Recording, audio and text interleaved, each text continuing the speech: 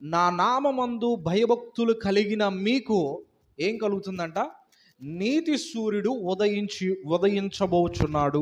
ఇప్పుడు మనం అనాలి ఏంటో తెలుసా? ఆయన నామమందు భయభక్తులు కలిగిన నాకు ఆయన నీతి సూర్యునిగా నా జీవితంలో ఉదయించబోతున్నాడు అనాలి. దేనికి స్తోత్రం కలుగును గాక. హల్లెలూయా, హల్లెలూయా. దేవుడు ప్రతి మాటను కూడా ఆత్మ ప్రేరేపణ చేత ఈ బైబిల్లో ముద్రించి ఉన్నాడు. ప్రతి మాట కూడా ఆయన జనులైన, ఆయన రక్తం చేత కడగబడిన నీ గురించి, నా గురించి ఆయన స్పష్టంగా మాట్లాడుతున్నారు. ఎప్పుడైతే దేవుని సేవకుడు వాక్యాన్ని బోధించడానికి నిలబడ్డారో ఖచ్చితంగా అది నీతోనే మాట్లాడుతున్నారని విశ్వసించినట్లయితే దేవుడు ఖచ్చితంగా ఆ వాక్యాన్ని నీ హృదయంలోనికి చొచ్చుకొని పోయేలా చేస్తాడు. దేనికి స్తోత్రం కలుగును గాక. హల్లెలూయా. ఇక్కడ రాయబడిన మాట ఏంటిదంటే, భయభక్తులు కలిగినటువంటి వారి పక్షమున ఆయన నీతి సూర్యునిగా ఉదయించబోతున్నాడు. సూర్యుడు అనగా మనకు అర్థమయ్యేది ఏంటో తెలుసా? సూర్యుడు అనగా వెలుగు అన్న విషయం మనకి చాలా చక్కగా తేటతెల్లగా అర్థమవుతుంది. ఈ వెలుగు మనకి ఎందుకు అవసరమై ఉన్నది అని అంటే, చీకటి ప్రభావం ఉంది కాబట్టి, చీకటి మనలను ఆవరించబోతుంది కాబట్టి, చీకటి మనలను ముంచి వేయడానికి, అంధకారంలో బంధించడానికి ఈ చీకటి అనేది, చీకటి క్రియలు అనేటువంటి అపవాది యొక్క క్రియలు ఉన్నాయి కాబట్టి దేవుడు అంటున్నాడు, నా యందు భయభక్తులు కలిగి నీవు ఉంటావా? అయితే నేను నీకు సూర్యుని వలె తేజస్సుతో నిన్ను నింపి వెలుగులోకి నడిపిస్తాను. దేనికి స్తోత్రం కలుగును గాక. హల్లెలూయా, హల్లెలూయా. వెలుగు ఉన్నదంటే చీకటి ఉన్నట్లే. అయితే లోకమంతా కూడా అంధకారముతో నింపబడింది. లోకమంతా కూడా అంధకారంలో నింపబడిపోయి ఉన్నారు. లోకములో ఏమాత్రము వెలుగు కనబడటం లేదు. అందుకనే యెషయా గ్రంథంలో రాయబడిన మాట 60వ అధ్యాయంలో మొదటి వాక్యంలో అంటున్నాడు కదా, ఆ మాట తీసి చదువుదాం.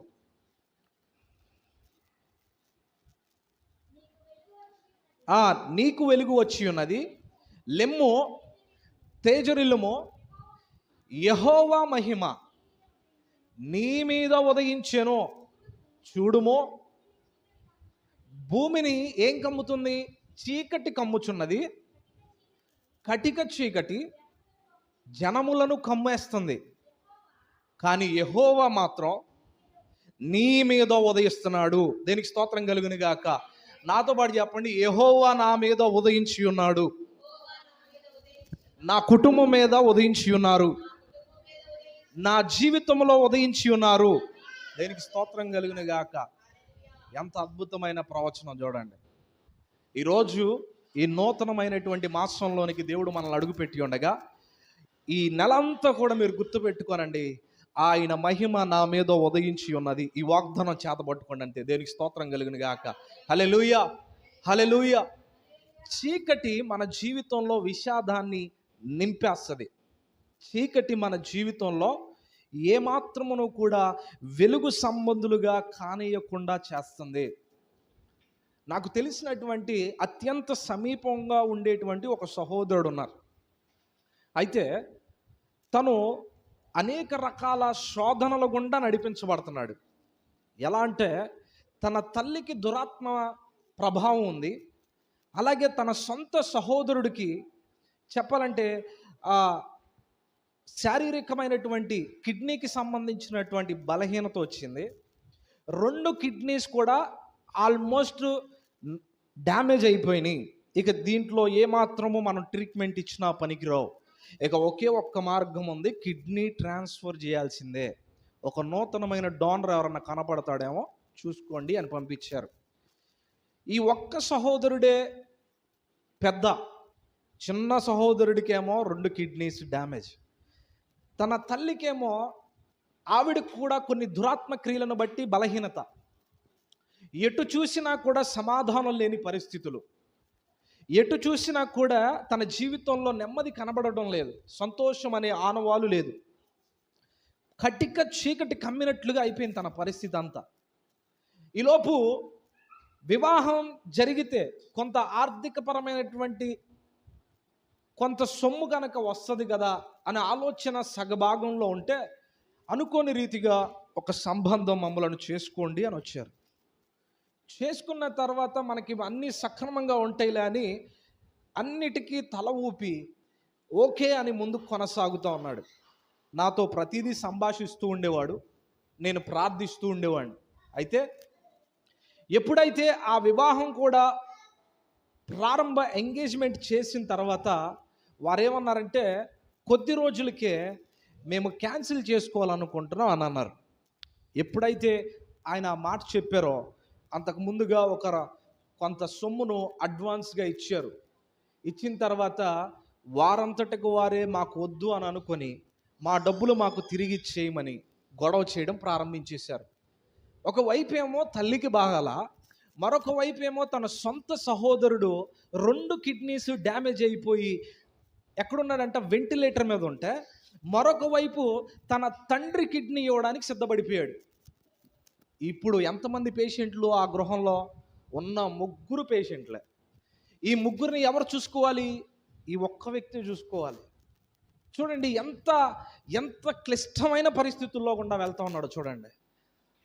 ఆ దినాన నాకు ఫోన్ చేస్తూ అనేవాడు, నేను ఏ పాపం చేయలేదు, ఎందుకు ఈ రకమైనటువంటి చీకటి నన్ను కమ్ముకుంది అని ఎంత బాధ వేదనతో నాకు ఫోన్ చేస్తూ అతని విషయాలు పంచుకుంటా ఉంటే కన్నీరు విడుస్తూ ఆయన సన్నిధిలో ప్రార్థించడం మొదలుపెట్టాం. ప్రార్థిస్తూ ఉండగా ఆయన సమస్యలు కూడా అధికమవుతున్నాయి అని చెప్తూ ఉంటే ఇంకా బలంగా ప్రార్థించడం మొదలుపెట్టాం. ఈలోపు ఆ స్త్రీ తరపున ఉన్నటువంటి వారు వచ్చి, ఆ డబ్బులు మీరు తిరిగి ఇవ్వకపోతే, పలానా టైం కల్లా మీరు కట్టకపోతే మీ మీద పోలీస్ కేసు ఫైల్ చేస్తామని అన్నారు. ఈ బాధలకు మరొక బాధ, ఈ బాధలకు మరొక శిక్షలాగా మరలా స్టేషన్లోకి వెళ్ళి గడిపిన దినాలు కూడా ఉన్నాయి.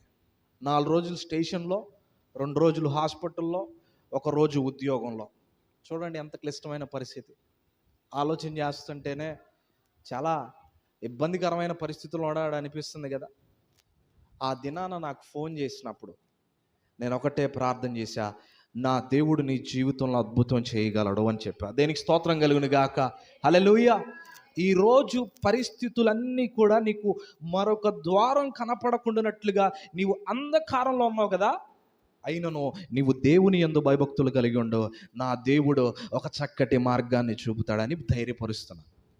చెప్పడానికి బాగానే ఉంటుంది, ఇటు నుంచి చెప్పేటప్పుడు ఎలా అయినా చెప్పగలుగుతాం, కానీ పల్లకి మోసేవాడికే దాని బరువు తెలుసు అంటారు కదా. మరి ఆ సన్నివేశంలో నడిపించబడుతున్న వ్యక్తికి ఎలా ఉంటుందో తెలుసా? చూద్దాం. దేవుడు ఉంటే ఈ శిక్ష ఎందుకు, దేవుడు ఉంటే ఈ బాధ ఎందుకు, దేవుడు ఉంటే ఈ నష్టం ఎందుకు అనేవాళ్ళు లేకపోలేదు. కానీ నీ ప్రతి సన్నివేశాన్ని దేవుడు నేరుగా చూస్తున్నాడు. కానీ ఆయన వైపు నువ్వు విశ్వాసం ఉంచినట్లయితే, ఆయన వైపు నీ గురిని పెట్టుకున్నట్లయితే, మనుష్యులను ఆశ్రయించడం మొదలుపెట్టి నా దేవా నాకు దిక్కు నీవే అన్నట్లుగా నిలబడినట్లయితే, నా దేవుడు నిశ్చయంగా విడిపించగలిగిన సమర్థుడు. దేనికి స్తోత్రం కలుగును గాక. హల్లెలూయా, హల్లెలూయా. బాధపడుతున్నాడు, వేదనతో ఉన్నాడు, ఇలాంటి మాటలు ఎన్నో చెప్పాం. కానీ అతనిలో ఏమాత్రము ఒక సంతోషము కలిగినట్లుగా లేక బాధపడుతూనే ఉన్నాడు. అయితే ఆ సమయంలో తన తండ్రి కిడ్నీ ఇచ్చారు. కిడ్నీ ఇచ్చిన తర్వాత ఆ కిడ్నీ ఆ శరీరంలో ఇమడబడలేదు. ఆ యొక్క సహోదరుడు మరణించి ఉన్నాడు. వేదన ఇంకా 7 రెట్లు అయిపోయింది. తర్వాత తన తండ్రి ఆరోగ్యం కొంత స్వల్పంగా ఆయన కూడా బలహీనుడైపోయాడు. ఇప్పుడు ఇటు చూస్తే వివాహం డబ్బులు ఇచ్చిన వాళ్ళు తిరిగి అడుగుతున్నారు. మరొక వైపు చూస్తే తల్లి బలహీనురాలైపోయింది, తండ్రి బలహీనుడైపోయాడు. ఎటు వెళ్ళని పరిస్థితుల్లో ఉండగా, ఏ దిక్కు కనపడకుండా, తినడానికి సరైన ఆహారం కూడా లేని పరిస్థితులను ఎదుర్కొంటూ కన్నీరు విడుస్తూ దేవుని సన్నిధిలో మొరపెడుతూ ఉన్నాడు. ఇటు దైవజనుడిగా ఒక ప్రార్థన అవసరత వచ్చిందంటే దేవుడు నమ్మి మాకు ఇస్తాడని మాకు తెలుసు. ఆ ప్రార్థన అవసరత కొరకు కనిపెట్టి ప్రార్థన చేస్తున్నాం. అది జనవరి 2021 సంవత్సరం. ఆ దినాన ప్రార్థన చేస్తున్నాం. జనవరి నాకు బాగా గుర్తు.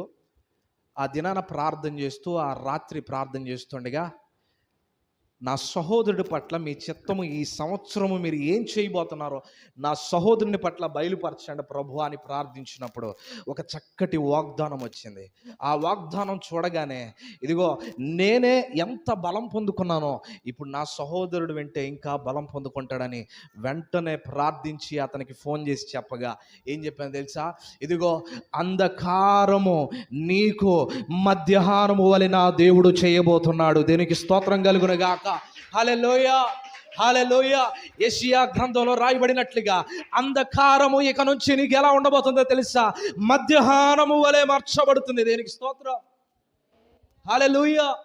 ఈ మధ్యాహ్న సమయంలో ఎలా ఉంటుందో తెలుసా? మీరు ఎక్కడ ఏ మూల వెతికినా చీకటి కనపడదు. ఉదయం సన్ రైజ్ అయ్యేటప్పుడు ఒకవైపు ఎండ ఒకవైపు నీడ వస్తుంది. సన్సెట్ డౌన్ అయిపోయేటప్పుడు ఒకవైపు ఎండ ఒకవైపు నీడ వస్తుంది. కానీ అదే మిట్ట మధ్యాహ్నంలో మీరు బయటికి వెళ్ళి నిలబడితే మీ నీడ కూడా మీకు సరిగా కనపడదు. తెల్లగా కనపడినట్లుగా నా దేవుడు ప్రతి ద్వారాన్ని తెరిచేశాడు. దేనికి స్తోత్రం కలుగునుగాక. హల్లెలూయా, హల్లెలూయా. ఈరోజు ఇక్కడున్న కొంతమంది ద్వారములు తెరవబడుతున్నాయి. అంధకారంలో నుంచి బయటికి రాబోతున్నారు. అంధకార సంబంధమైన క్రియల్లో నుంచి బయటికి రాబోతున్నారు. ఎంతకాలం ఈ అంధకారంలో నేను, నా కుటుంబం, నా బిడ్డలు నలిగిపోతున్నారు అనుకుంటున్నారేమో. నా దేవుడు ఈరోజు చెబుతున్నాడు కదా, ఈ అంధకారం అంతా కూడా నీకు మధ్యాహ్నం వలె నేను చేయబోతున్నా. దేవునికి స్తోత్రం కలిగిన గాక. హల్లెలూయా, హల్లెలూయా. మధ్యాహ్నము మనకి వెలుగుగా కనబడుతుంది. మధ్యాహ్నము ప్రతిదీ క్షుణ్ణంగా కనబడుతుంది. చీకటిలో నీవు ఏమైతే కోల్పోయి నీవు దాన్ని వెతకలేకపోయి ఉన్నామో ఇప్పుడు నేరుగా నీవు వాటి యొద్దకు వెళ్ళి దాన్ని పొందగలుగుతావు. దానికి స్తోత్రం కలుగునుగాక. హల్లెలూయా. ఈరోజు మనం జ్ఞాపకం చేసుకోవాల్సింది ఏంటో తెలుసా? ఈ నూతన మాసంలో దేవుడు నిన్ను నన్ను ఏర్పరిచి ఇక్కడ నిలబెట్టాడు అని అంటే అర్థం ఏంటో తెలుసా? దేవుడు ఈ నెలలో నీ మీద ప్రత్యేకమైన ప్రణాళిక కలిగి ఉన్నాడు. అంధకారములో నింపబడి ఉన్న నీకు ఏమీ కనబడలేదు, కానీ నీ జీవితంలో నేను దాచి ఉంచిన మేలులను ఈ మధ్యాహ్నము వలె నీకు చేయబోచుండగా ప్రతి కార్యములు నీకు స్పష్టముగా కనపడచ్చబోతున్నాను. దేనికి స్తోత్రం కలుగునుగాక. హల్లెలూయా, హల్లెలూయా. వట్టిగా చెప్పట్లేదండి, దేవుని ఆత్మ బలమైనటువంటి ఆత్మ చేత నింపబడి మాట్లాడుతున్నా. హల్లెలూయా, హల్లెలూయా. నా దేవుడు అంటున్నాడు కదా, అంధకారము మధ్యాహ్నముగా మార్చబడునుగాక. యెషయా ప్రవక్త అంటున్నాడు, లెమ్ము, యెహోవా మహిమ నీ మీద ఉదయించి ఉన్నది. ఆయన మహిమ మన మీద ఉదయించి ఉన్నది. ఒక దినాన నేను కూడా అంధకార సంబంధంలో నింపబడ్డాం. సమస్యలు, అపవాది క్రియలు, శోధనలు, వేదనలు, దుఃఖములు అన్నిటి గుండా నడిపించబడుతూ ఉన్నప్పుడు మన దేవుడు ఆయనను ఆశ్రయించు వారికి ఏ మేలు కొదువై ఉండదని ఆయన లేఖనాల ఆధారంగా మనము ఆయన ఆశ్రయించి ఉన్నాము. ప్రతి సందర్భంలో కూడా దేవుడు నన్ను ధైర్యపరచడం మొదలుపెట్టారు. అది ఎలాగో చెప్పనా? బైబిల్ గ్రంథంలో మనం ఓపెన్ చేసి చూద్దాం. సంఖ్యాకాండం 17వ అధ్యాయం 7వ వాక్యంలోనికి మనం వద్దాం. ఒక చక్కటి మాట. త్వరగా నేను వెళ్ళిపోతాను, సమయం స్వల్పంగా ఉంది కాబట్టి. సంఖ్యాకాండం 17వ అధ్యాయం. మోషే వారి కర్రలను యెహోవా సన్నిధిని ఉంచెను. మరునాడు మోషే సాక్ష్యపు గుడారములోనికి వెళ్ళుచుండగా లేవి కుటుంబమైన అహరోను కర్ర చిగురించెను. చిగురించి పూలు పూసి బాదము పండ్ల గలదాయను. దేనికి స్తోత్రం కలుగునుగాక. హల్లెలూయా, హల్లెలూయా. మొదటిగా ఈ వాగ్దానాన్ని నేను చదువుతున్నప్పుడు అంతగా అర్థం కాలేదు. సరే, స్వల్పంగా క్యాజువల్గా చూస్తే అదేదో ఒక సాధారణమైన వాక్యంలాగా వెళ్ళిపోయాం. కానీ అక్కడ నిలబడి దేవుని ఆత్మచేత అడిగితే ఎన్ని విలువైన విషయాలను దాంట్లో మనం చూడగలుగుతామంటే, సమయం లేదు, నేను త్వరగా ముగిస్తాను. అహరోను సంతతిలో నుంచి, లేకపోతే లేవీల సంతతి వారి గోత్రములో నుంచి అహరోనును దేవుడు ప్రత్యేకించాడు. ఆ ప్రత్యేకించిన విషయం ఏంటో తెలుసా? ఆ ప్రత్యేకించబడిన విషయం ఏంటంటే, దేవుని సేవకు యాజకులు అవసరమై ఉన్నారు. అయితే ఉన్నటువంటి వారి మధ్యలో భేదాలు, మేము మేము అన్నట్లుగా ఉన్నారు, వారెంత వీరెంత అనే స్థితిగతులు కలిగి ఉన్నారు. అయితే ఆ సందర్భంలో మనం చక్కటి ఉదాహరణ కనుక మనం చూస్తే, మోషేతో దేవుడు మాట్లాడుతున్నాడు. మోషే, ఇక్కడున్నటువంటి ఈ గోత్రీలందరిలో కూడా యాజకులుగా పనిచేయడానికి నేను ఏర్పరచుకోనాలని ఇష్టపడుతున్నా. అయితే వారితో నువ్వు వెళ్ళి చెప్పు, మీ పెద్దలలో నుంచి ప్రధానులైనటువంటి వారు ఒక్కొక్కరు వెళ్ళి ఒక కర్రను తీసుకుని వచ్చి ఏం చేయాలని తెలుసా? గుడారంలో పెట్టండి. నేను ఏ యొక్క కర్రకు, అంటే వారి పేర్లు ఆ కర్రల మీద రాసి అక్కడ పెట్టినప్పుడు, నేను ఏ కర్రను చిగురింప చేస్తానో వారే ఇక మీదట యాజకులుగా పని చేయాలి అని అన్నాడు. ప్రభువా, చాలా చక్కటి ఆలోచన, అయితే ఇప్పుడే వారితో వెళ్ళి నేను మాట్లాడతానని అన్నాడు. వెంటనే వారందరినీ పిలిచి వారి వారి యొక్క గోత్రీల ప్రకారంగా పిలిచినప్పుడు ఒక్కొక్కరు వెళ్ళి అరణ్యములోకి వెళ్ళి కర్రలను నరుక్కొని, ఒక్కొక్క కర్రను చక్కగా నీట్గా దాన్ని చెక్కుకొని తీసుకొని వచ్చి ఒక్కొక్కరి కర్రల మీద వారి వారి పేర్లు రాస్తాం మొదలుపెట్టారు. వారి పేర్లు రాసిన తర్వాత వారి పేర్లన్నిటినీ గుడారంలో పెట్టమని మోషే గారి చేతికిచ్చారు. ఎప్పుడైతే మోషే చేతికి ఇవ్వబడిందో అవన్నీ ఆ రాత్రంతా గుడారంలో నింపబడ్డాయి. దేవుని వాగ్దానం ఏంటి? ఉదయాన్నే లేచేసరికి నేను ఏ కర్రనైతే, ఏ పేరు పెట్టబడిన కర్ర చిగురిస్తుందో వారే లేవీలుగా, వారే యాజకులుగా మార్చబడాలి అని దేవుడు ఒక చక్కటి రుజువుని ఇస్తానన్నారు. అయితే అందరూ అక్కడ రాత్రంతా వెళ్ళి కూర్చున్నారు. రాత్రంతా ఎవరింటికి వాళ్ళు వెళ్ళిపోయి చక్కగా ఆహారాన్ని తిని, చక్కగా ఆహారం భుజించి, చక్కగా నిద్రపోతూ, దేవుడు ఉదయానికి నాది పిలుస్తాడులే, నాదే వస్తుందిలే, నా గోత్రం పెద్దది కదా, నా గోత్రం ఇది కదా, నేనే టాలెంట్ ఉంది కదా, నేనే చేయగలిగే శక్తి ఉంది కదా, నేనే సమస్తమును చేయగలిగిన వాడను, దేవుడికి స్వరూపము సొగసు అంతా నాలో ఉందలే అనుకొని చక్కగా అందరూ వెళ్ళి పరుండారు. కానీ ఒక్క అహరోను మాత్రం, ఆయన మాత్రం పండుకొనలేదు. ఆ రాత్రంతా దేవునితో ప్రార్థిస్తున్నాడు. దేనికి స్తోత్రం కలుగును గాక. హల్లెలూయా. ఆ రాత్రంతా ప్రార్థన చేస్తూ అంటాడు కదా, అయ్యా నన్ను దీవించండి, నన్ను ఆశీర్వదించండి, నా తరమును ఆశీర్వదించండి, నా సంతతిని ఆశీర్వదించండి, నా యొక్క జీవితమును మీరు మార్చండి అని ప్రార్థన చేస్తూ ఉన్నాడు. మీరు ఒక విషయం ఆలోచించండి, ఎంత ప్రార్థన చేసినప్పటికీ ఒక కర్ర చిగురించడం అంటే దానికి ఏం కావాలి? సూర్యుడు కావాలి. ఒక మొక్క మొలకెత్తాలి అంటే దానికి ఏం కావాలా?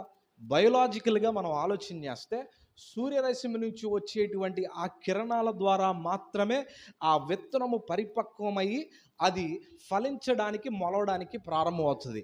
అయితే మరి ఇప్పుడు చీకటిలో ఉంది ఆ కర్ర, మరి చీకటిలో ఉన్నారు వారి యొక్క తరాలంతటినీ కూడా, వారి కర్రలు, వారి పెద్దలందరూ కూడా అక్కడ ఉన్నట్లుగా మనం చూస్తే వారందరూ చీకటిలోనే ఉన్నారు. రాత్రికి రాత్రి వచ్చి ఎండ దాని మీద వాలితే ఒకవేళ చిగురిస్తాయా? రాత్రికి రాత్రే ఎండ వచ్చే అవకాశం ఉంటుందా? సూర్యుడు వచ్చి ఆ కర్రలను తాకి ఈ చిగురు ఎంతో కొంత ఉండే అవకాశం ఉంటుంది, మొలుస్తుందా?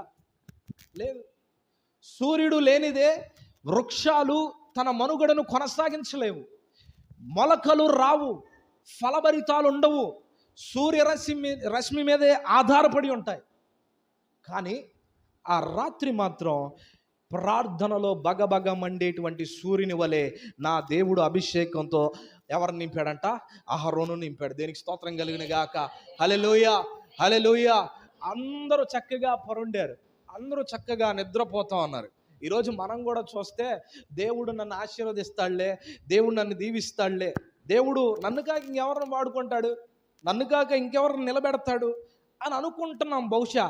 కానీ అహరోను వలె మనము మెలకువ కలిగి ప్రార్థన యందు కనిపెట్టుకొని, నేను దీవించబడాలి, నా ద్వారా నా తరము దీవించబడాలి, నేను నీ పని చేయాలి అని ఎవరైతే ఆ ప్రార్థన అభిషేకం కలిగి ఉంటారో దేవుడు వారి మనవులను ఆలకించాలనుకుంటున్నాడు. దేవుడు ఆలోచన చేస్తున్నాడు, ఇంతమంది వారి తరాలందరూ వారి గోత్రాలన్నీ కర్రలు ఇక్కడ వచ్చినాయి కదా, ఎవరిని ఆశీర్వదిస్తే బాగుంటుంది, ఎవరు సరి అయినటువంటి వ్యక్తులు అని దేవుడు పరిశీలన చేస్తూ ఉంటే, పెనుగులాడుతున్నటువంటి చక్కటి ఆ నమ్మకత్వంతో దేవుని పని చేయాలని ఆశ కలిగినటువంటి ఈ వ్యక్తి దేవుని యొక్క సన్నిధికి ఇష్టడుగా మార్చబడి అహరోను యొక్క ఆ ప్రార్థన మీద, అహరోను మీద దేవుని యొక్క దృష్టిని కేంద్రీకరించాడు. దేనికి స్తోత్రం కలిగిన గాక. ఈరోజు నా ప్రార్థన బహుశా అది దేవునికి కనబడటం లేదు, దేవునికి వినబడటం లేదు, దేవుని యొద్ద నుంచి జవాబు రావడం లేదు అని బహుశా అనుకుంటున్నామేమో, కానీ మన దేవుడు ఆయన చూచి జవాబును ఇవ్వకుండా ఉండే దేవుడు కాదు. మన దేవుడు విని సమాధానం ఇవ్వకుండా ఉండే దేవుడు కాదు. మన దేవుడు చూసినప్పుడు తక్షణమే ఆయన కార్యమును చేయడానికి ఇష్టపడే దేవుడు. దేనికి స్తోత్రం కలుగును గాక. హల్లెలూయా. నీవు బహుశా నిద్రలేని రాత్రులు గడుపుతున్నావేమో, నీ భారమును బట్టి, నీ కుటుంబమును బట్టి, నీ వేదనను బట్టి, నీ సమస్యను బట్టి, నీ ఇరుకులను బట్టి, చెప్పాలంటే చెప్పుకునేవి చెప్పుకోలేని సమస్యలతో బాధపడుతూ నీవు కన్నీరు కారుస్తూ ఏడుస్తూ ప్రార్థనలో గడుపుతూనే ఉంటూ జవాబు రావడం లేదని అనుకుంటున్నావేమో, కానీ నా దేవుడు గమనిస్తున్నాడు. దేనికి స్తోత్రం కలిగిన గాక. నా దేవుడు చూస్తున్నాడు. ప్రతి కన్నీటి బొట్టును ఒక దినాన నాట్యంగా మార్చబోతున్నాడు. దేనికి స్తోత్రం కలిగిన గాక. హల్లెలూయా, హల్లెలూయా. ఆ దినాన అందరి కర్రలు అక్కడ పెట్టబడి ఉన్నాయి, అందరి కర్రలు అక్కడ నిలబడి ఉన్నాయి. ఎవరిది వస్తుందా అని తెల్లవారు లేచేసరికి అందరిలో ఒక తెలియని ఆసక్తి కనబడుతోంది, కానీ దేవుని ఆసక్తి ఒకరి మీద మాత్రమే ఉంది. మోషే వచ్చాడు, ద్వారాలు తెరిచి చూడగా కర్రలన్నిటినీ తీసుకొని రాగా, ఈ కర్ర భలే చిగురిచ్చిందే, ఈ కర్రకి భలే పూత పూసిందే, ఈ కర్రకి ఏంటి చక్కటి కాయలు కూడా వచ్చినాయి, ఎవరిది కర్ర అని తేరి చూడగా అహరోను కర్ర. దేవునికి స్తోత్రం కలిగిన గాక. హల్లెలూయా, హల్లెలూయా. ఏమండి, కర్ర వేరు చేయబడింది చెట్టు నుంచి, అంటే దానిలో జీవం ఏమన్నా ఉందా మరలా మొలకెత్తడానికి? కర్ర జీవం లేనిది అయిపోయింది. ఇప్పుడు అది ఎప్పుడైతే మొక్కకు అంటి పెట్టుకొని ఉంటుందో దానిలో జీవం ప్రవహిస్తూ జీవం కలిగినదే ఉంటుంది, అది చిగురించడానికి అవకాశం ఉంటుంది. కానీ చెట్టు నుంచి వేరు చేయబడి చిద్రిక చేయబడి దానిలో ఏమాత్రము కూడా జీవము లేనటువంటిదిగా, మరణమైపోయినట్లుగా వచ్చి గుడారంలో నిలబడితే, ఒకవేళ ఎండొచ్చినా, ఒకవేళ నీటిలో దానిని ముంచి మన్నులో పాతిపెట్టినా కూడా మొలవిచ్చే అవకాశాలు చాలా తక్కువ ఉన్నాయి. అది అసాధ్యము. కానీ మనం ఆలోచన చేస్తే దానికంట ఆ కర్రకి ఏమొచ్చినాయి తెలుసా? మొలక వెత్తడమే కాదు, ఆకులు మాత్రమే కాదు, పూలు కూడా దానికి పూసి ఉన్నాయి. దేనికి స్తోత్రం కలిగిన గాక. హల్లెలూయా, హల్లెలూయా.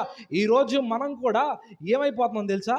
మనము మన పరిస్థితులను బట్టి మరణించిన వారి వలె అయిపోతున్నామేమో. కొన్ని స్థితిగతులను బట్టి, కొన్ని సమస్యలను బట్టి ఆత్మయందు మరణించిన వారిగా, లేకపోతే సమస్యల యందు ఇక మనము ఎలా ఉంటామంటే జీవం లేని వారిగా మార్చబడిపోయామేమో. గడిచిన జీవితము జీవం లేనిదిగా, పాపంలో పడిపోయినదిగా ఉన్నదేమో. అయితే అహరోను ప్రార్థించి ఉండగా జీవము లేని దానిలో నుండి, మోడైపోయిన దానిలో నుండి, జీవము ఏమాత్రము కూడా దానిలో అవకాశము లేనటువంటి స్థితిగతులలో నుంచి, మరణమైపోయిన దానిలోంచి జీవమును దేవుడు నింపాడు. దేనికి స్తోత్రం కలిగిన గాక. హల్లెలూయా. ఈరోజు నీ జీవితం కూడా ప్రజల ఎదుట వాళ్ళ పని అయిపోయిందండి, ఇంకేం చేయలేరండి, వాళ్ళ వల్ల ఉపయోగం లేదండి, ఇక వారిలో ఏమాత్రం ఆశీర్వాదకరమైనది ఎంత వెతికినా కనపడదండి అని అనుకుంటున్నారేమో బహుశా. నా దేవుడు అంటున్నాడు కదా, ఇదిగో ఇప్పుడు నుంచి నేను జీవమును దానిలో పుట్టించబోతున్నా. దేనికి స్తోత్రం కలిగిన గాక. హల్లెలూయా. మన్ను అవసరం లేదు, నీరు అవసరం లేదు, సూర్యుడు అవసరం లేదు. ఆయన వెలుగు, ముఖ కాంతి, సూర్య తేజస్సు కన్నా బలమైనటువంటి ఆ వెలుగు కలిగిన దేవుడు ఆ రాత్రి ఆ కర్ర మీద ప్రకాశించి ఉన్నాడు. దేనికి స్తోత్రం కలిగిన గాక. హల్లెలూయా. ఈరోజు ఆయన నీ మీద ప్రకాశించి ఉన్నాడు. దేనికి స్తోత్రం కలిగిన గాక. హల్లెలూయా, హల్లెలూయా. ఆ రోజు ప్రార్థన చేస్తున్నాడు, అయ్యా నన్ను ఆశీర్వదించు ప్రభువా, నన్ను దీవించు ప్రభువా, నన్ను బలపరచు ప్రభువా అని వేడుకున్న దినాలు బహుశా తన జీవితంలో ఇంకా ఎన్నో ఉండుండొచ్చు. కానీ ప్రార్థన ఆలకించే దేవుడు అహరోనును ఏర్పరచుకోవాలని నిశ్చయించాడు. దేనికి స్తోత్రం కలిగిన గాక. ఈరోజు మనం చేస్తున్న ప్రార్థన దేవుని యొద్దకు చేరుతున్నదన్న విషయాన్ని జ్ఞాపకం చేసుకోవాలి. అహరోను యొక్క ప్రార్థనను బట్టి, లేకపోతే అహరోను యొక్క భయభక్తులు కలిగినటువంటి జీవితాన్ని బట్టి దేవుడు అహరోనును ఏర్పరచుకున్నాడు, మిగతా వారి నోళ్లను దేవుడు మోయించాడు. దేనికి స్తోత్రం కలుగును గాక. ఈరోజు నీ శత్రువులుగా మార్చబడిన వారి ఎదుట నీవు పగ తీర్చుకోనవసరం లేదు, కానీ వారి ఎదుటే నా దేవుడు నిన్ను హెచ్చించనున్నాడు. దేనికి స్తోత్రం కలుగును గాక. హల్లెలూయా. వారి ఎదుటే నా దేవుడు నిన్ను మహిమపరచబోతున్నాడు. వారి ఎదుటే నీ జీవితాన్ని దేవుడు కట్టబోతూ ఉన్నాడు. ఇక మోడైపోయింది వీరు బ్రతుకన్న వారిలో నుంచి ఒక చిగురును పుట్టించబోతున్నాడు. దేనికి స్తోత్రం కలుగును గాక. హల్లెలూయా, హల్లెలూయా, హల్లెలూయా. మోడైపోయిన బ్రతుకు, మోడైపోయిన జీవితం, కానీ ఇప్పుడు చిగురించడం మొదలైంది. అంతేకాదు, దాంట్లో ఏమున్నాయంట, దాని నుంచి ఏమొచ్చినాయి, పూలు కనబడుతున్నాయి. దానిలో నుంచి మొదటిగా ఏం కనబడిందంట, పూలు చూశాడంట ఆయన. పూలు చక్కటి సువాసననిచ్చేటువంటిదిగా మనం చూడొచ్చు. ఏదన్నా మనము ఫంక్షన్స్ జరిగినప్పుడు, మంచి కార్యాలకు వెళ్ళేటప్పుడు పూలను మనము తీసుకువెళ్తూ ఉంటాం. పూలని నుంచి మనకు వచ్చే వాసన చాలా సువాసన కలిగిన వాసన, శ్రేష్టమైనటువంటి వాసన. ఈరోజు ఈ పూలు మనకి దేన్ని సూచిస్తున్నాయో తెలుసా? అహరోను యొక్క సంతతిని అనేకులకు ఆశీర్వాదకరంగా ఒక సువాసన వలె చేయబోతున్నాడట. దేనికి స్తోత్రం కలిగిన గాక. హల్లెలూయా, హల్లెలూయా. ఈరోజు ఇక్కడ ఉన్నటువంటి నీ జీవితంలో మొదటిగా దేవుడు మోడైన బ్రతుకులో నుంచి చిగురునివ్వటమే కాదు, ఒక చక్కటి పూలను కూడా ఆయన కురిపించబోతున్నాడు. దీనికి స్తోత్రం కలిగిన గాక. ఒక చక్కటి పూలను ఆయన కురిపించబోతున్నాడు. ఒక చక్కటి పూలను అసలు ఏమాత్రం అవకాశం లేని ప్రాంతంలోనే దేవుడు నిన్ను నిలబెట్టి ఒక చక్కటి పూల వంటి సువాసనగా జనులకు నిన్ను చేయనున్నాడు. దీనికి స్తోత్రం కలిగిన గాక. హల్లెలూయా. ఆ సువాసనకు విని, ఆహా ఎంత చక్కటి సేవకులు ఉన్నారు, ఎంత చక్కటి విశ్వాసి ఉంది, ఎంతటి చక్కటి సహోదరి ఉన్నారు, వారి సాక్ష్యం ఎంత గొప్పది, వారి బ్రతుకుచున్న విధానం ఎంత గొప్పది అని జనులు లక్ష్య పెట్టినట్లుగా అనేకులకు సువాసన ఆ పూల నుంచి ఎలా వస్తుందో, అనేకులకు నీ నుంచి గొప్ప సాక్ష్యము ప్రజల్లోకి బయలు వెళ్ళునుగాక. దేనికి స్తోత్రం కలిగిన గాక. హల్లెలూయా, హల్లెలూయా. ఈరోజు నీవు ఒక పూల వంటి ఒక సుగంధమైనటువంటి వాసన నీ నుండి నీ సాక్ష్యపు జీవితంగా మార్చబడును గాక. హల్లెలూయా. రెండవదిగా చూస్తే, సమయం లేదు ముగించబోతున్నా, రెండవదిగా మనం చూస్తే దానికి కాయలు బాదాము కాయలు వచ్చినట్లుగా మనం చూస్తాం. బాదాము గింజలు లేకపోతే సీడ్స్ ఏదైతే ఉన్నాయో అది ఫలమునకు సాదృశ్యమై ఉన్నది. మొదటిగా మోడైన బ్రతుకులో నుంచి అహరోనుని ఏం చేశాడంట, చిగురింపజేశాడు. రెండవదిగా పరిమళ వాసన కలిగేటువంటి పూలను దాని నుంచి పూయించాడు. మూడవదిగా మనం చూస్తే ఏం కనబడుతుందో తెలుసా? ఈ సూర్యరశ్మి చేత మాత్రమే ఫలించే అవకాశం అంటే దేవుని ముఖ కాంతిని దాని మీద కృమ్మరించి, మొదటిగా సువాసన కలిగిన సాక్ష్యం మాత్రమే కాదు, ఇప్పుడు ఫలాలను కూడా దేవుడు ఇవ్వబోతున్నాడు. దేనికి స్తోత్రం కలిగిన గాక. హల్లెలూయా. దాని నుంచి చూస్తే మనకి ఫలాలు గొప్ప ఆశీర్వాదమునకు సాదృశ్యంగా కనబడుతున్నాయి. ఈ ఫలాలు మన జీవితంలో గొప్ప మేలులకు సాదృశ్యంగా మనకు కనబడుతున్నాయి. ఈ ఫలాలు ఏదైతే మన జీవితంలో ఇంతవరకే జరిగినాయి, మన జీవితంలో ఇక మేలు కనబడటం లేదు అని అనుకుంటున్నారేమో, అయితే గొప్ప ఫలములను దేవుడు ఇవ్వబోతున్నాడు. దేనికి స్తోత్రం కలుగును గాక. ఆ ఫలాల నుంచి అనేకులు దానిని రుచి చూచి అనేకులు సంతృప్తి చెందబోతున్నారు. నిన్ను బట్టి అనేకులు సంతృప్తి చెందుదురుగాక. నిన్ను బట్టి అనేకులు బలమైనటువంటి వారి యొక్క ఆత్మీయ దాహమును తీర్చుకుని వారుగా ఆయన నిన్ను హెచ్చించునుగాక. ఆమేన్, ఆమేన్, హల్లెలూయా. ఎప్పుడైతే ఈ అహరోను కర్రను దేవుడు చిగురించి ఈ మూడిటి సాదృశ్యాలను చూపాడో మిగతా తరం వారందరూ కూడా మీరు ఎంత శ్రమ పడినా, ఎంత మీరు ఉదయం నుంచి సాయంత్రం దాకా మీరు వ్యాపారాలు చేసి ఎంత సంపాదించినా, ఎంత హెచ్చుగా మీరు హెచ్చించబడినా మీ దశంభాగం ఎవరికి తీసుకొచ్చేవాళ్ళ? ఇదిగో లేవీడు ఈయనకి ఇవ్వాలి. చూడండి, అప్పటి వరకు తన గోత్రం ఒక సామాన్యమైనటువంటిది. అప్పటి వరకు తన స్థితి అత్యంత సామాన్యమైన స్థితి. అప్పటి వరకు తన జీవితంలో బలమైన ఆశీర్వాదమును చూడని స్థితి. ఇప్పుడు ప్రతి ఒక్కరు ఏం చేయాలి తెలుసా? యాజకుని యొద్దకు వచ్చేటప్పుడు తన దశమ భాగమును కూడా తీసుకొని రావాలి. దీనికి స్తోత్రం కలిగిన గాక. హల్లెలూయా, హల్లెలూయా. ఇప్పుడు నువ్వు ఎంత సంపాదించినప్పటికీ ఎవరి యొద్ద నువ్వు నడిపించబడాలో తెలుసా? నేరుగా దేవుని యొద్దకు వెళ్ళే మునుపు నేను నియమించిన దాసుని యొద్దకు నువ్వు వెళ్ళాలి. దీనికి స్తోత్రం కలిగిన గాక. ఈరోజు జనులు కూడా మనల్ని చూసి అంటారు, రక్త సంబంధికులు అయి ఉండొచ్చు, ఆత్మీయులు అయి ఉండొచ్చు, లేకపోతే పరిచర్యలు అయి ఉండొచ్చు. వాడెంత, వాడి బ్రతికెంత, వాళ్ళంతా, వాళ్ళ జీవితం ఎంత, వాళ్ళ దగ్గర నేను పనిచేసేది ఏంటి, వాళ్ళతో నేను ఉండేది ఏంటి అని బహుశా అనుకునే స్థితిగతుల మధ్య ఉంటే నా దేవుడు అంటున్నాడు కదా, లేదు, వాళ్ళందరూ కూడా నీ వద్దకు వచ్చి ఇదిగో ఏం చేయాలో తెలుసా? యాజక ధర్మాన్ని నువ్వు పాటిస్తుండగా నీకు లోబడి ఉండాలి. ప్రైజ్ ద లార్డ్, హల్లెలూయా. ఈరోజు రక్త సంబంధికులు మనల్ని చూసి ఆ మాట అంటున్నారా? వాళ్ళతో మనకేంటి లేదు, వాళ్ళ ఎదుట నీ అవసరము వారికి ఎంతో అవసరముగా దేవుడు చేయను ఉద్దేశించి ఉన్నాడు. ప్రైజ్ ద లార్డ్, హల్లెలూయా. ఈ అహరోను కర్ర చిగురించడం అంటే ఏంటో తెలుసా?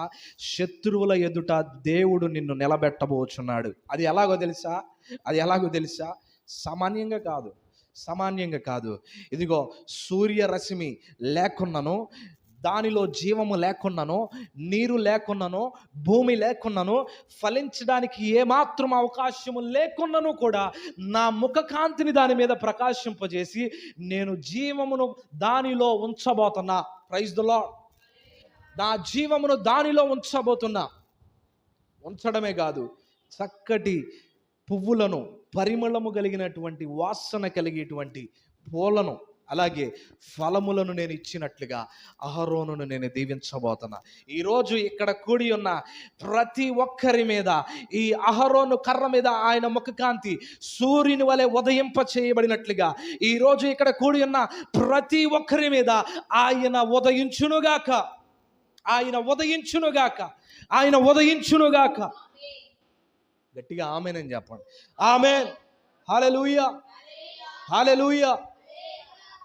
ఈరోజు మన జ్ఞాపకం చేసుకుంటా, అలనాడు నా సహోదరుని కొరకు నేను ప్రార్థించినప్పుడు దేవుడు అద్భుతాన్ని చేసి ఒక చక్కటి వివాహాన్ని జతపరిచి, ఒక చక్కటి ఉద్యోగాన్ని ఇచ్చి, అలాగే తన భార్య కూడా ఉద్యోగాన్ని చేస్తూ, ఇక కష్ట నష్టాలలో నుంచి దేవుడు అలా లేపి అలా ఒడ్డున పెట్టినట్లుగా నా సహోదరుణ్ణి చేసిన దేవుడు, అలాగే అహరోనును ప్రత్యేకించుకొని ఆయన లేవనెత్తి ఒక ఉన్నత స్థలం మీద నిలబెట్టినట్లుగా చేసిన దేవుడు ఈరోజు నిన్ను నన్ను నిలబెట్టునుగాక.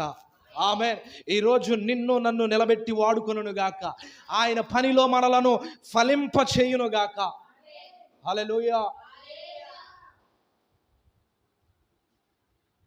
చిన్న మాట చెప్పి నేను ముగించేస్తా. నా జీవితంలో లోకానుసారంగా తిరిగి ఉద్యోగాలు చేసిన దినాలు అనేకమని ఉన్నాయి. అయితే ఏమాత్రము కూడా నా యొక్క ప్రయాసకు ప్రతిఫలం వచ్చేది కానీ సంతోషంగా బ్రతికే దినాలు లేవు నాలు. ఉద్యోగరీత్యా నా చదువు అయిపోయిన తర్వాత హైదరాబాద్ పట్టణానికి వెళ్ళి ఎన్నో శ్రమలు, ఎన్నో బాధలు అనుభవించా. ఆ సమయంలో ఉన్న ధనమంతా ఖర్చు అయిపోయింది. తినడానికి తిండి కూడా లేని పరిస్థితులు గుండా నడిపించబడ్డా. నా రూమ్మేట్స్ నా దగ్గర డబ్బున్నంత సేపు నాతో కలిసి తిని కలిసి జీవించినటువంటి దినాలు ఉన్నాయి.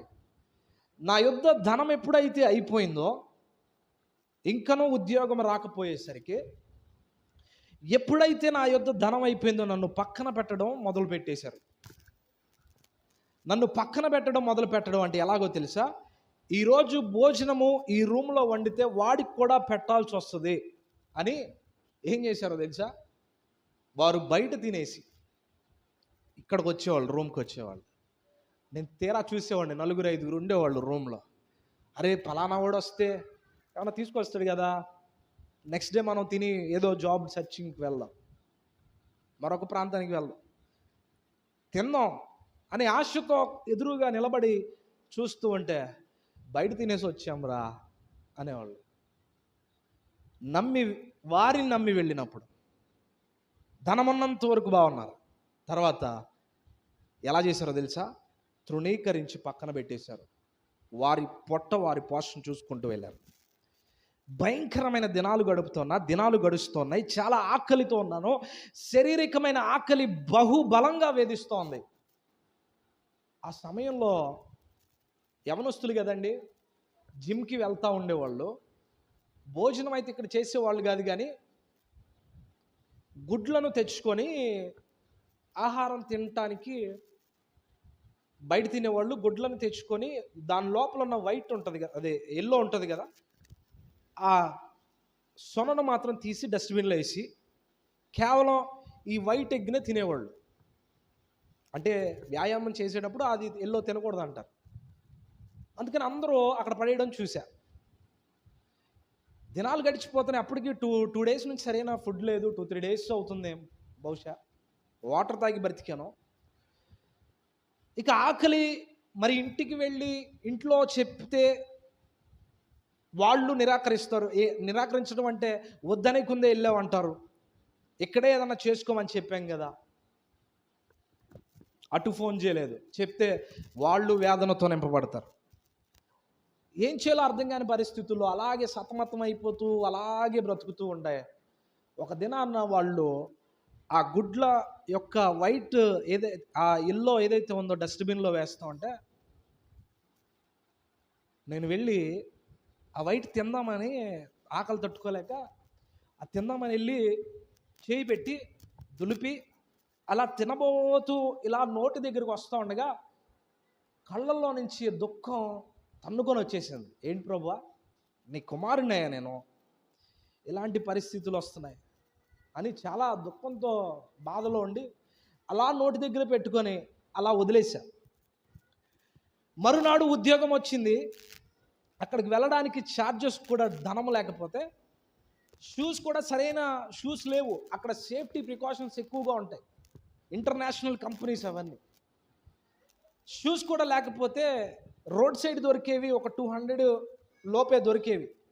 వాటిని తీసుకుని వెళ్తూ వర్క్ చేస్తూ ఉంటే ఈ చెమటలకి కాల్లో నుంచి బొబ్బలు కట్టి ఒక్కొక్క అడుగు వేస్తూ ఉంటే సాయంత్రానికి డ్యూటీ ముగించుకొని, అంటే బస్కి వెళ్ళే అవకాశం లేదు కాబట్టి కేవలం 10 కిలోమీటర్లు వెళ్ళడం, 10 కిలోమీటర్లు రావడం, అంత దుర్మార్గమైనటువంటి వ్యక్తుల మధ్యలో నేను పని చేస్తూ ఉండగా 10 కిలోమీటర్లు సుమారుగా వెళ్ళి 10 కిలోమీటర్లు నడుచుకుంటూ అలా వస్తూ ఉంటే ఒక్కొక్క అడుగు పడతా ఉంటే ఆ కింద గడ్లకు చిన్న చిన్న ఇసుక రేణువులు గుచ్చుకొని ఒక్కొక్క అడుగు వేస్తూ ఉంటే ఎంత నొప్పి అల్లాడిపోయేవాడినో. అప్పుడు ఆకాశం వైపు చూసి, ప్రభువా, ఈ భూమి మీదకి నన్ను ఎందుకు తీసుకొచ్చావు, మీ చిత్తం ఏంటి ప్రభువా అని ఆకాశం వైపు చూసి నా బాధ అంతటిని కూడా ఆకాశం వైపు చూసి చెప్పుకుంటా ఉన్న దినాలు అనేకమని ఉన్నాయి. ఆ దినాన ప్రార్థన చేయగా నా దేవుడు ఆ మొరను ఆలకించి తర్వాత కొద్ది దినాలు గడిచి ఉండగా ఒక చక్కటి ఉద్యోగంలో నడిపించాడు. ఆర్థిక పరంగా ఎంతో ఆశీర్వదించాడు. ఆర్థిక పరంగా సంవత్సరాలు గడిచే కొలది ఇంకా మంచి మంచి ఉద్యోగాలను దేవుడు అనుగ్రహించాడు. ఆయా ప్రాంతాల్లో నడిపించబడుతున్నప్పుడు అసలు ఏ లోటు లేకుండా విచ్చలవిడిగా ధనాన్ని ఖర్చు చేసే స్థితిగతులను దేవుడు ఇచ్చాడు. అలాంటి సందర్భాలను జ్ఞాపకం చేసుకుంటుంటే దేవుడు ఒకరోజు నా సేవ చేయాలని ప్రభు పిలుచుకున్నాడు. నా పరిచర్లో నువ్వు రావాలి, నా పరిచర్య చేయాలి నువ్వు అని దేవుడు కలల ద్వారా, దర్శనాల ద్వారా పిలిచినప్పుడు నేను వెళ్ళి ఆయన సన్నిధిలో ప్రార్థించి, ప్రభువా ఉద్యోగానికి వెళ్ళమంటావా, పరిచర్యకి వెళ్ళమంటావా, ఉద్యోగం చేస్తూ పరిచర్య చేయమంటావా, లేదంటే పూర్తిగా ఉద్యోగంలోనే ఉండిపోమంటావా, ఏదైనా నాకు స్పష్టతను దయచేయమని 3 రాత్రులు ఆయనతో గడిపితే నా దేవుడు స్పష్టంగా 3 సార్లు తెలియజేశాడు, నీ ఉద్యోగానికి వెళ్ళకూడదు, నా పని చేయాలన్నాడు. దేనికి స్తోత్రం కలిగిన గాక. హల్లెలూయా, హల్లెలూయా. ఎప్పుడైతే ఆయన పనికి ఆయన చిత్తమునకు నా జీవితాన్ని అప్పగించానో ఆ దినాలు జ్ఞాపకం వస్తున్నాయి. ప్రభువా ఎంత కష్టపడి ఎంత శ్రమపడిన దినాల్లో ఉద్యోగాలు చేస్తూ నలిగిపోయి చెప్పాలంటే ఒక డస్ట్బిన్లో ఉన్నటువంటి గుడ్ల కొరకు నేను ఆశపడి వెళ్ళానే, అలాంటి నన్ను నీవు పిలుచుకున్నావు, అంచెలంచెలుగా ఆర్థికంగా నన్ను బలపరిచావు. కానీ ఈరోజు అదే ఉద్యోగాలు చేస్తున్నటువంటి వారు నాకు కాల్ చేసి, దేవుడు నిన్ను బహుగా హెచ్చించుట చూడగా మాకు సంతోషంగా ఉన్నదని చెప్తున్నారు. దేనికి స్తోత్రం కలుగును గాక. హల్లెలూయా. దేవుడు ఎప్పుడైతే నువ్వు దేవుని సేవ మొదలు పెట్టావో మాకే ఆశ్చర్యం కలుగుతుంది నిన్ను చూసి అనడం మొదలు పెట్టారు. Praise the Lord. Hallelujah, hallelujah. ఆ రోజు ఆహారం కొరకు ఏడ్చిన దినాల్లో దేవునికి మొరపెట్టగా నా దేవుడు అహరోను కర్రను చిగిరించినట్లుగా నన్ను అనేకుల మధ్యలోనికి తీసుకువెళ్ళి గొప్ప ఆశీర్వాదకరంగా ఆయన నిలబెడుతున్నాడు. దేనికి స్తోత్రం కలుగును గాక. హల్లెలూయా, హల్లెలూయా. అంధకారమైనటువంటి క్రియలు, లేకపోతే సమస్యల వంటి అంధకారము, లేకపోతే బలహీనతల వంటి ఈ చీకటి కమ్మి ఉన్న స్థితిలో నా దేవుడు నన్ను చూచి ప్రతి స్థితిలో నుంచి ఆయన లేవనెత్తుతో అహరోను కర్రను ప్రత్యేకపరిచినట్లుగా నా దేవుడు ప్రత్యేకపరుస్తున్నాడు. దేవునికి స్తోత్రం కలుగును గాక. ఈరోజు నా జీవితంలో చేసిన దేవుడు నీ జీవితంలో కూడా చేయడానికి ఆయన ఇష్టపడుతున్నాడు. ఈ రాత్రికాల సమయంలో ఈ వాక్యం వింటున్న నీ జీవితంలో కూడా నా దేవుడు ఒక అద్భుతమైన కార్యము నీ జీవితంలో కూడా ఆయన నిర్ణయించి ఉన్నాడు. అయితే అది ఫలభరితంగా మార్చబడే లోపు ఈ అహరోను దాని కొరకు కనిపెట్టినట్లుగా మనం ప్రభు సన్నిధిలో కనిపెట్టుకున్నట్లయితే అద్భుతమైనటువంటి కార్యాలు మనం చూస్తామని దేవుని లేఖనాలు తెలియజేస్తున్నాయి.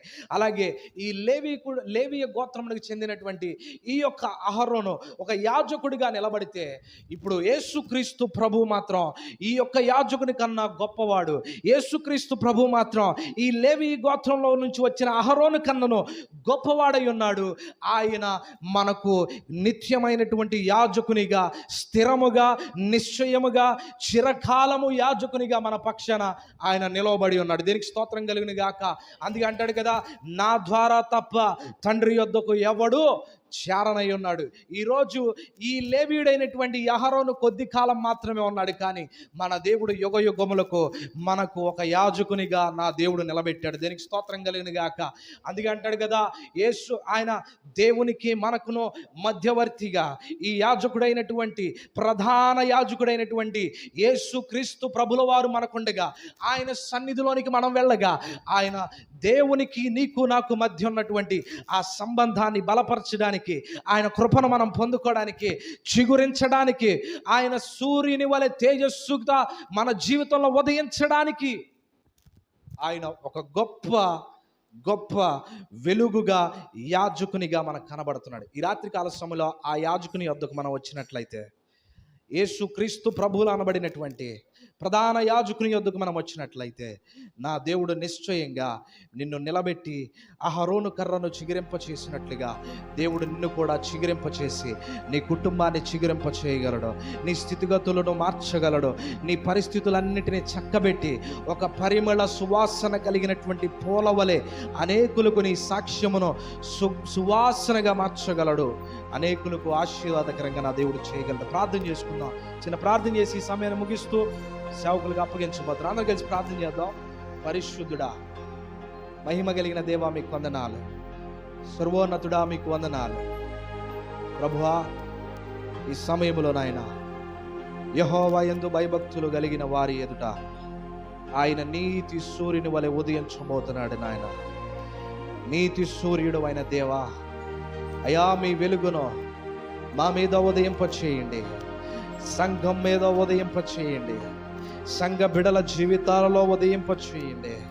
వారి స్థితిగతులలో, అంధకార సంబంధమైనటువంటి స్థితిగతులలో నుండి మీరే నీతి సూర్యునిగా వెలిగింప చేయమని ప్రార్థిస్తున్నాం ప్రభువా. యెషయా ప్రవక్త అంటున్నాడు కదా, ఇదిగో అంధకారము నీకు మధ్యాహ్నము వలె, నీకు మధ్యాహ్నము